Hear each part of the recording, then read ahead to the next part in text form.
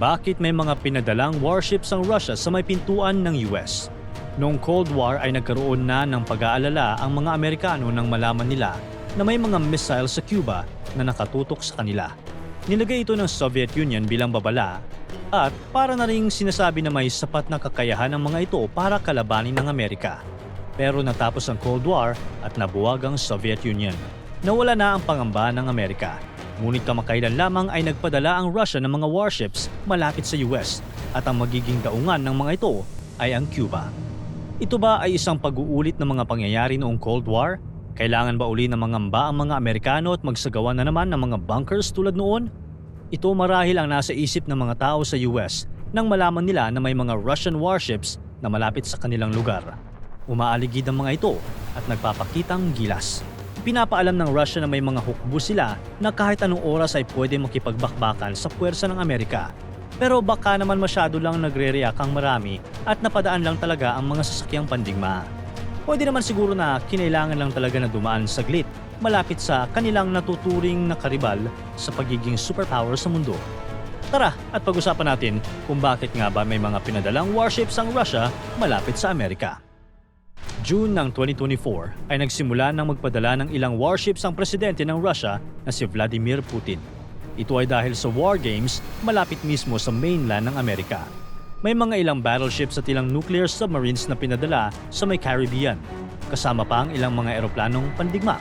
At lahat ng ito ay dadaong sa may Cuba at Venezuela para lumahok sa mga military exercises mula ng summer ng 2024. Sa totoo lang ay napadalas pa nga ang mga ganitong military drills hanggang sa nangyari ang Global Russian Naval Exercise sa panahon ng taglagas ng parehong taon. May dahilan naman talaga para mabahala ang Amerika dahil sa mga pinapadalang sasakyan ng Russia. May mga long-range Russian bombers at 4 na Russian ships tulad ng frigate na Admiral Gorshkov at ang nuclear submarine na Kazan. Kasama din ang oil tanker na tinatawag na Pashin at isang salvage boat na nagngangalan na Nikolai Chaikar. Ang pagpapadala ng Gorshkov ay kapansin-pansin dahil ito ang unang barko sa kategoryang Gorshkov-class frigates. Ito ay kinumisyon noong 2018 at dinisenyo ng Severnaya Verv. Sinasabi ng Operational Environment Data Integration Network o ODIN na magiging parte na ng Russian fleet ang mga frigates na ito. Lalo na dahil ginagamit ito sa mga long-range attacks, escort missions at ang pagpapasabog ng mga submarines.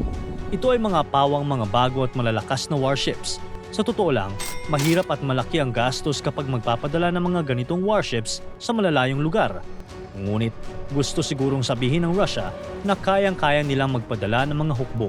At siguro ay may kaakibat na babala ito para sa kahit anong bansa na makikialam sa gyera ng Russia at Ukraine. Parang sinasabi na rin ng Russia sa US na kung hindi hihinto ito sa pakikialam, ay malamang sila naman ang aatakihin ng mga warships. Masasabi nga na nagpapakita ng lakas ang Russia at handa itong makipagbakbakan kahit anong oras. Hindi nga nagbigay ng courtesy ang Russia sa US dahil hindi ito nagsabi na magpapadala ng mga warships malapit sa may mainland ng Amerika. At itutuloy pa rin ng Russia ito kahit pa tumataas na ang tensyon sa pagitan nito at sa US dahil sa mga suportang ibinigay ng Amerikano sa Ukraine War. Hindi naman talaga kailangang sabihan ng Russia ang US sa gagawin nitong war games at pagpapadala ng mga warships. Magaganap naman kasi ang mga military exercises sa may international waters. Kaya lang naman dapat sabihan ng Amerika dahil baka biglang atakihin nito ang mga isasali ng Russia ng mga barko dahil baka akalain na hostiles ang mga ito. Ano naman ang reaksyon ng Amerika dito? Ano ba ang kanilang dapat gawin? Sa totoo lang, hindi naman kailangan ng Amerika na mag-react sa war games dahil ito ay isang routine naval activity. At kahit na ang Amerika ay gumagawa ng ganitong military activity, sa madaling sabi ay hindi naman talaga nababahala ang Amerika sa mga darating na warships ng Russia dahil hindi naman direktang aatake ito sa US. Dadaong lang ang mga ito sa katubigan ng Caribbean at babalik na muli sa Moscow. Pero syempre, maaaring taktika lang ito ng US para sabihin kay Putin na hindi sila takot sa puwersa ng Russia. Lalo na at nakita ng US at ng buong mundo na natalo ang halos 30% ng kanilang Black Sea Fleet na pinadala sa Ukraine War.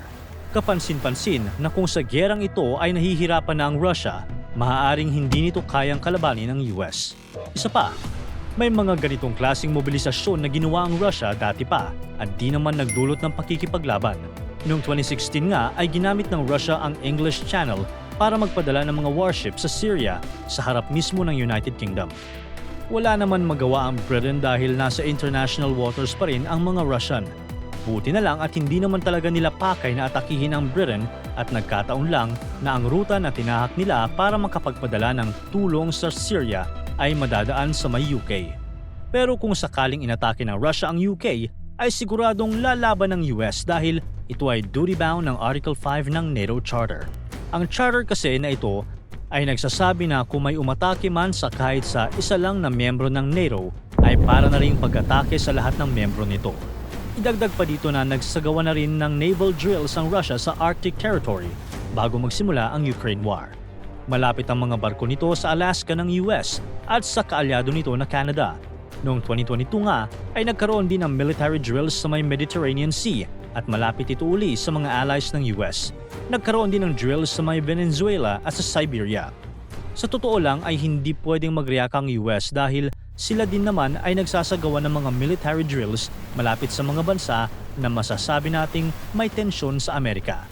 Halimbawa na lang ang Baltops 24 na ginawa noong June 2024. Kasama sa drills ang 19 na NATO allies ng US.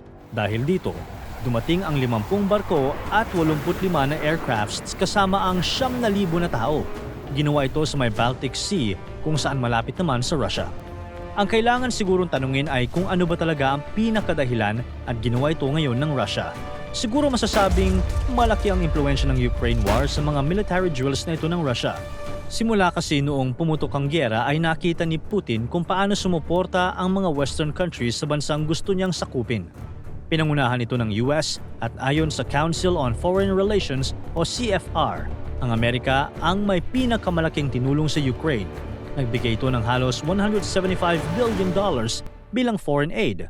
Isa pa siguro ang naging dahilan ng pagkakaroon ng war games ay dahil sa paggamit ng mga taga-Ukraine ng mga armas na bigay ng Amerika laban sa mga sundalo ng Russia sa teritoryo ng Russia. Meron kasing usapan na ang mga armas na galing sa Amerika ay gagamitin lamang para sa depensa ng Ukraine at hindi sa pag-opensa sa mga teritoryo ng Russia. Pero noong Mayo ng 2024 ay ibinalita ng CBS na pinahintulutan ni President Joe Biden ng Amerika na gamitin ang mga armas galing US sa mga teritoryo ng Russia. Ito rin ay ginawa din ng ilang bansa ng NATO, tulad ng Britain. Pero sinabi naman ng Amerika na pwede lang naman gamitin ang mga armas sa may Kharkiv region na matatagpuan sa layo ng 19 miles sa border ng Ukraine at Russia. Gagamitin lang din daw ang mga armas para mapigilan ang pagpasok sa Kharkiv region.